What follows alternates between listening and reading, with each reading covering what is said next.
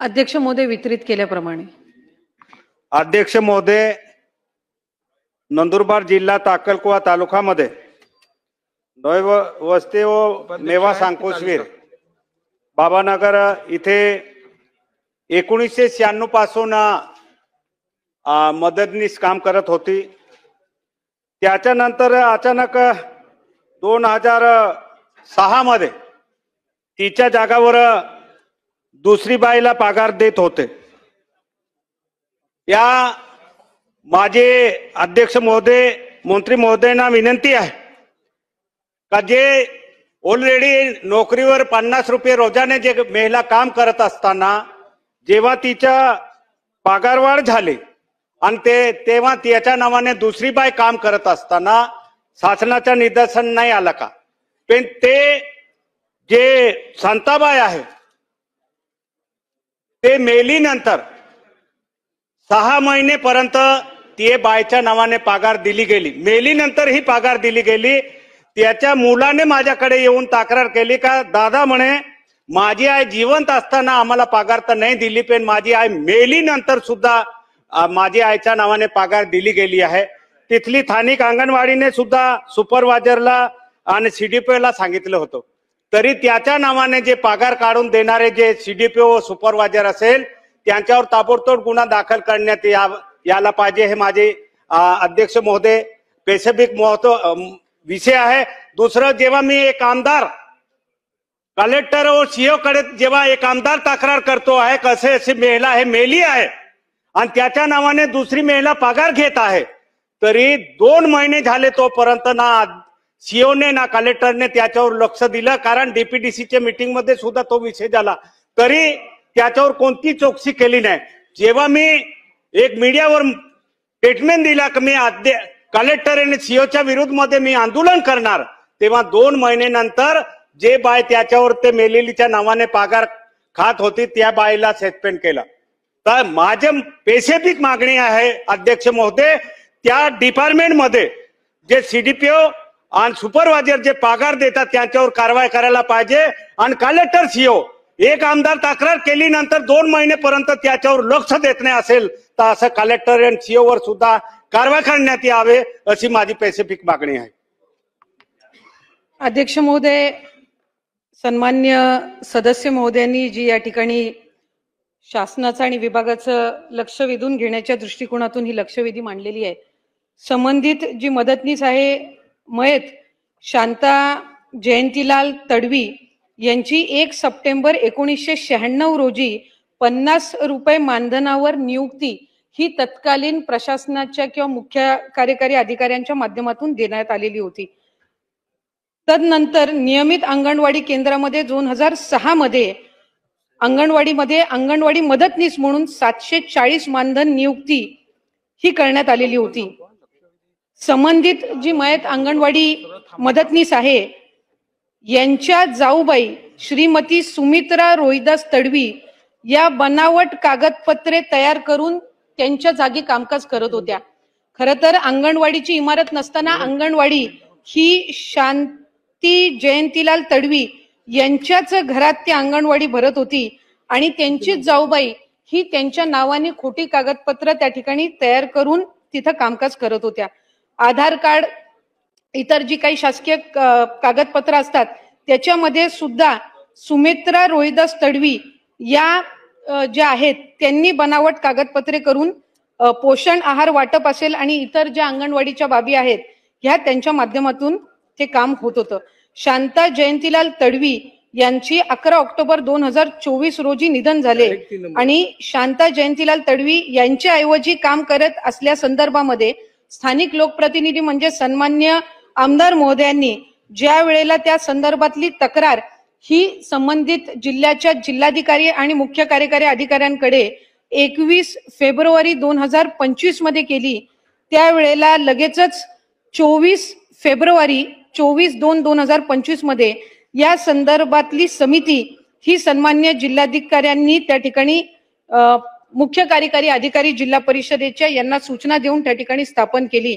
तदनंतर या समितीचा अहवाल हा कागदपत्रांची तपासणी करून ही साधारणपणे 24/3 2025 मध्ये त्या ठिकाणी प्राप्त झाला आणि 20 मे रोजी या संदर्भातला FIR सुद्धा त्या ठिकाणी दाखल केलेला आहे.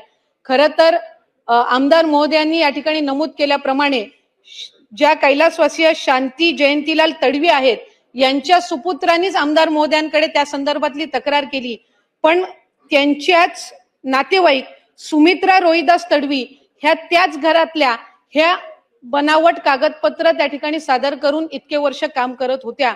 खऱ्या अर्थानं आम्ही सुपरवायझर कडनं सुद्धा त्या संदर्भातली ज्या वेळेला चौकशी केली त्यावेळेला स्थानिक गावातले लोकप्रतिनिधी किंवा तिथल्या अंगणवाडी सेविका किंवा इतर गाव या संबंधित घरातल्या नातेवाईकांनी सुद्धा कधीही 20-25 वर्षामध्ये त्या संदर्भातला उल्लेख केला नाही. पण ज्या वेळेला दुर्दैवी निधन शांती तडवी यांचं झालं त्यावेळेला त्या संदर्भातली तक्रार ही त्यांच्या कुटुंबातल्या व्यक्तींनी आमदार महोदयांकडे केली आणि त्या संदर्भातली माहिती त्यांनी आता या ठिकाणी सभागृहामध्ये दिलेली आहे.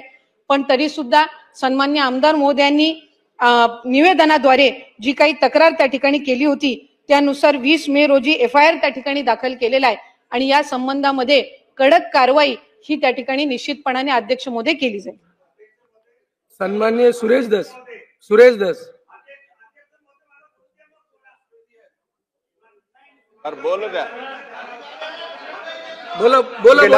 बोला.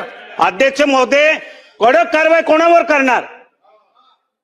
माझा स्पेसिफिक प्रश्न आहे, CDPO आणि सुपरवायझरवर कारवाई करा. त्याने कसं काय मेल्यानंतर पगार दिली? त्यांच्यावर कारवाई करून त्यांना सस्पेंड करून फौजदारी गुन्हा दाखल करा. एक आमदार तक्रार करतो नंतर 2 महिने कसं काय लागता हो? अध्यक्ष महोदय, त्यांना सस्पेंड करून त्यांच्यावर फौजदारी गुन्हा दाखल करण्यात यावे सुपरवायझरवर. मी आपल्या अनुमतीने पुन्हा एकदा सन्मान्य सदस्य महोदयांना या ठिकाणी माहिती देऊ इच्छिते की 21 फेब्रुवारी 2025 मध्ये या संदर्भातलं पत्र त्यांनी जिल्हाधिकारी महोदयांना त्या ठिकाणी दिलं आणि 24 फेब्रुवारी म्हणजे 2-3 दिवसाच्या आतच त्या संदर्भातली समिती ही त्या ठिकाणी सादर केली. प्रकरण हे 1996चं आहे, ज्या वेळेला अंगणवाडी ही त्या संबंधित कुटुंबाच्या घरामध्येच भरत होती आणि जी संबंधित व्यक्ती आहे ज्या संदर्भातली तक्रार आहे शांती तडवी ह्या आता मयत झालेल्या आहेत, त्यांच्या नावाने त्यांचीच जाऊबाई सुमित्रा तडवी एकाच घरात राहत असणारी त्या ठिकाणी काम करत होत्या चुकीचे कागदपत्र त्या ठिकाणी देऊन. आणि 25-30 वर्षानंतर ही बाब निधन झाल्यानंतर सन्मान्य लोकप्रतिनिधी आमदार महोदयांच्या निदर्शनास त्यांच्या सुपुत्रांनी म्हणजे शांतीदेवी तडवी यांच्या सुपुत्रांनी त्या ठिकाणी निदर्शनास आणलेली आहे. आम्ही सुपरवायझरची सुद्धा चौकशी ही त्या संदर्भामध्ये केलेली आहे. सुपरवायझरनी त्यांच्या जो काही त्यांचा जबाब घेण्यात आला त्याच्यामध्ये अशा संदर्भातली कुठलीही बाब ही गावामध्ये त्यांच्या निदर्शनास आलेली नव्हती अशा पद्धतीचा त्यांनी त्याच्यामध्ये खुलासा दिलेला आहे. पण तरीही आमदार महोदयांनी त्या ठिकाणी सूचित केल्याप्रमाणे त्यामध्ये सूचित केल्याप्रमाणे CDPO असतील, सुपरवायझर असतील, तिथल्या कार्यरत असणाऱ्या अंगणवाडी सेविका असतील यांच्या संदर्भातली योग्य ती कारवाई ही त्या ठिकाणी केली जाईल. आणि मी मगाशीच माहिती दिल्याप्रमाणे 20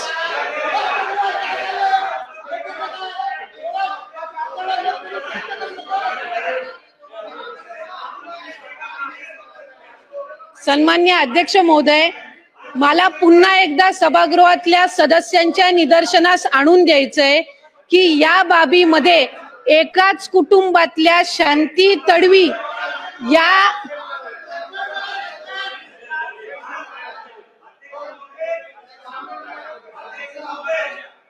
उत्तर देतात ना अध्यक्ष महोदय. मला आपल्या माध्यमातून सन्मान्य सदस्य महोदयांच्या निदर्शनास आणायचंय की आम्ही 20 मे रोजी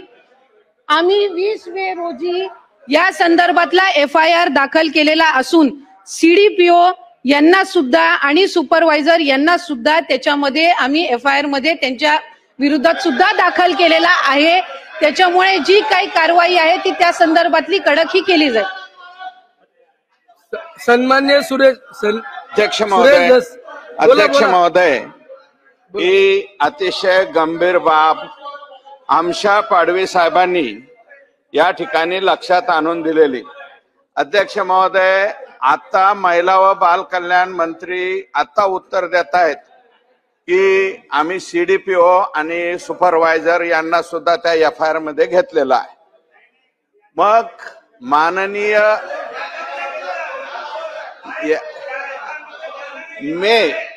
फेब्रुवारी महिन्यामध्ये विधानसभा सदस्य यांनी तक्रार केलेली आहे. त्याच्यावरती एफआयआर मे महिन्यामध्ये होतो. अध्यक्ष महोदय, प्रश्न विचारल्याच्या नंतर कधी आमदारांनी प्रश्न विचारलेला आहे त्याच्यानंतर सुद्धा या तारखेपर्यंत त्या जिल्ह्याचे मुख्य कार्यकारी अधिकारी, त्याच्यानंतर डेप्युटी सीओ महिला व बाल कल्याण, सीडीपीओ आणि तिथल्या ज्या सुपरवायझर आहेत या कसल्याही प्रकारची कारवाई जर त्या ठिकाणी करत नसतील, अध्यक्ष महोदय, माझं मत आहे, आमशा पाडवी साहेबांच्या सन्माननीय सदस्यांच्या मताशी मी सहमत आहे.